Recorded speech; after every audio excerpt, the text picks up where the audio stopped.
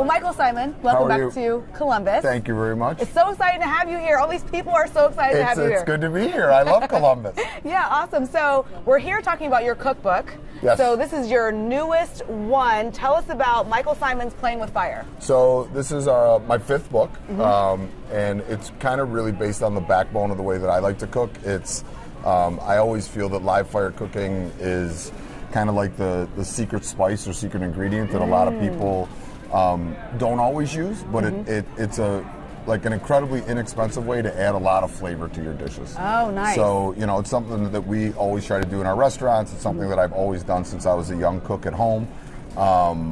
And, so I wanted to do a book that not only was a recipe book, but really a step-by-step on how to achieve some of the live fire stuff. Well, I like that because I think I read that you said you're not just showing people how to make a recipe, you're showing them how to cook. How to cook. I mean, like a recipe gives you a recipe, and it's more important to me with my books and TV and is to teach people the techniques of cooking. Because if you learn the techniques, you can make a million dishes.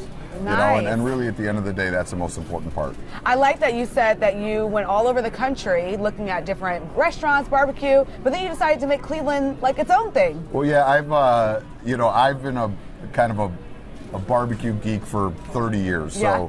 So for whatever reason, all these pitmasters around the country always kind of took me in I was a chef. They were more pitmasters, but they always took me in, and I spent a lot of time hanging out with them and drinking beers and learning a little bit more about the art of barbecue. And the biggest thing that I learned about barbecue is the greatest barbecue places in the world, the best barbecue restaurants in the world are very specific to their region. So I knew that if we did something in Cleveland, we shouldn't open a Cleveland restaurant doing barbecue that's doing barbecue from Kansas City or Texas or Memphis, Carolina or Memphis. We should do barbecue that feels like Cleveland. So I like that. That's kind of the direction that we took with it. Like, why should I do Kansas City red sauce in a Cleveland barbecue place? It didn't make sense to me. Now, a lot of people in Columbus know of your food because of B-Spot, gourmet burgers. Yep. And so that's different, though, than this. Oh, very different. I mean, B-Spot's our most casual concept. Our first restaurant that we opened, my wife and I opened a restaurant called Lola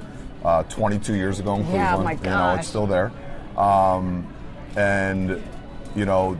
This is Mabel's, which is the barbecue stuff in the book is Mabel's, which is our barbecue restaurant. But the book is really not just about barbecue. It's just about, it's about grilling, it's about smoking, it's about cooking in your fireplace, it's about making fire pits. It's really just about kind of creating a live fire cooking experience.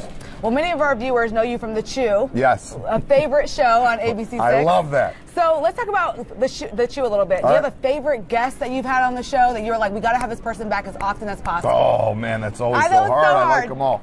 I mean, we're in season 7. It's amazing. So we've done almost 2,000 episodes of The Chew.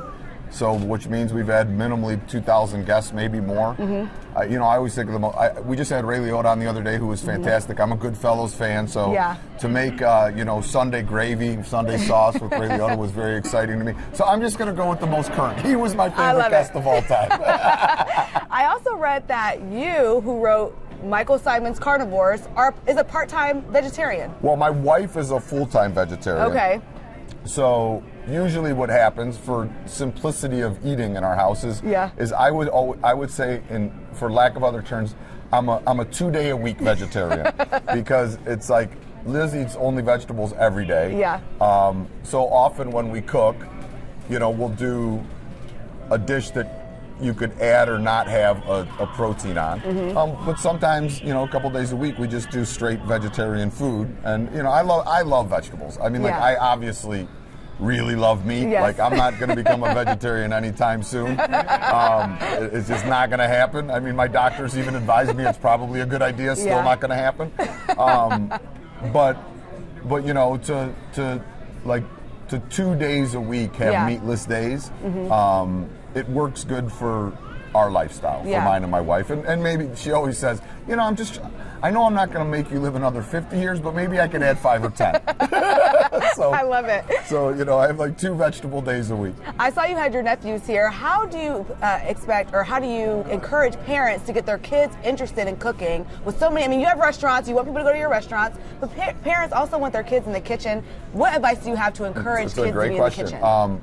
You know, I think we're just talking upstairs. Like when I grew up, your mother made a dish of food, you ate the food. It didn't matter. It didn't matter if you liked it, didn't like it, you ate it, you sat there, you finished it, end the conversation. That's old school. Old school. You know, now like I go to my friend's house and like the parents are like short order cooks. They're making 5 different dishes, trying to make everybody happy. And so, you know, there's more allergies now than there ever were before. That's one of the reasons. And I think kids are probably a little pickier now than ever before. Maybe not pickier, but they know they have more options than they did. Parents are more accommodating now. Parents are more accommodating. But I would say, you know, if you garden, get your kids in the garden. Because usually anything that they grow, they're willing to taste and eat. The other thing, when like Kyle was growing up, our son, I mean, he's 31 now, but he was picky when he was growing up. And what we used to do is we would come to the grocery store, you know, come to Kroger's or wherever you are. He'd have to pick out one different thing every week, and he'd have to eat it.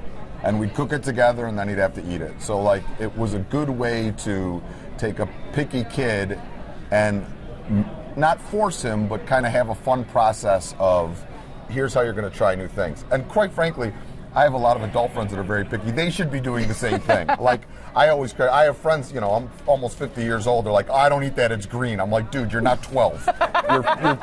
You're 50. Like, get over it.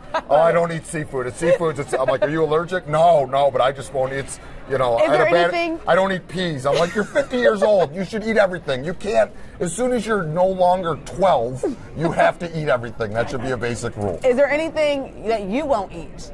I'm allergic to raspberries and kiwis. Other than that, I eat anything. Anything you're not allergic to, you will eat? Anything. Craziest thing you've eaten? I mean, I've eaten cow testicles, so I guess that's rather crazy.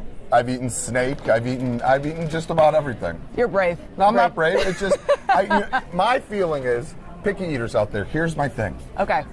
I know I'm not ignoring you. I just want to be very direct. We're locking in. We're locking in. Okay, we're locking in. Okay.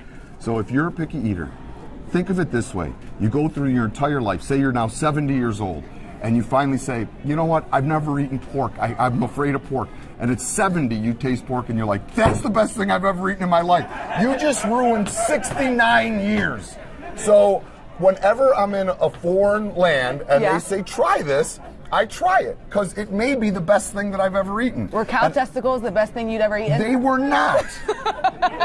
They were not, but it was okay, because they could have been. Yeah. You know, so there's nothing wrong with spitting something out if you don't like it, or politely putting it in a napkin.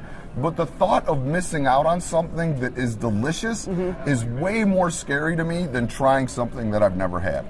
Never heard it put that way. I love it. So I know we got to wrap things up. I want to ask you, though, about the Browns. You said you're optimistic and excited. Are you following my Twitter? Are you optimistic and excited for real? For real? For real. I'm very optimistic and very excited. Now, know that Baker Mayfield planted the Oklahoma flag in the middle of the shoe. I know this probably isn't the best place to be excited about Baker Mayfield. Being in Columbus, it's probably not the best place. But he's a Brown now. Yeah. So believe me, when he did that, my sister went to Ohio State. My brother-in-law went to Ohio State. We are a Buckeye family. We all hated him when he did it. Yeah. You know, so I know. But as a Cleveland Browns fan, you know, we came down to Darnold or Mayfield.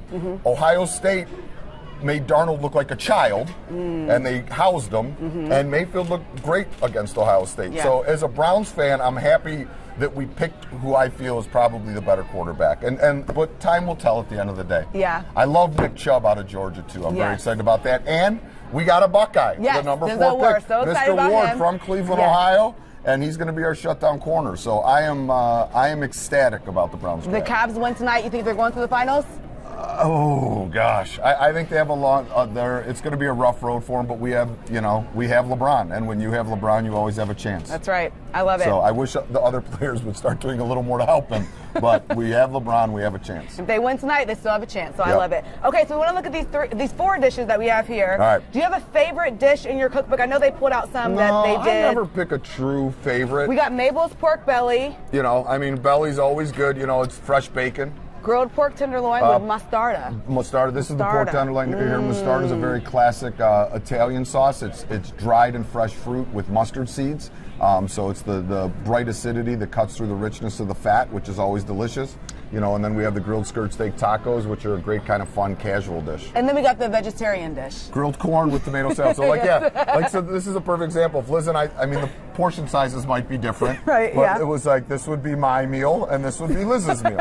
Yeah. You know, so. Well, a lot of men will say that if there's no meat, it's not a meal, but that's not true. Not true. It's not true. And the reality of it is sadly enough, as we continue to go through life, I just read an article the other day that in 50 years, the #1 protein eaten in the United States will more than likely be bugs. So, we got to keep adjusting. Ew. We got to keep adjusting. It's very sustainable. Wow, all right. Crickets are sustainable. Not great on the grill, but sustainable. Well, I'm going to try some of this. I know once I chew, What do you want? You want pork pork belly, or you want pork tenderloin, or you want spicy skirt steak? So, which one do you think I should go with? I mean, I love the belly. I mean, this All right, is we're good. gonna go with this. You know, it's moist. You guys it's think I should go with juicy. this one? I should go with this one? I like fatty, you know.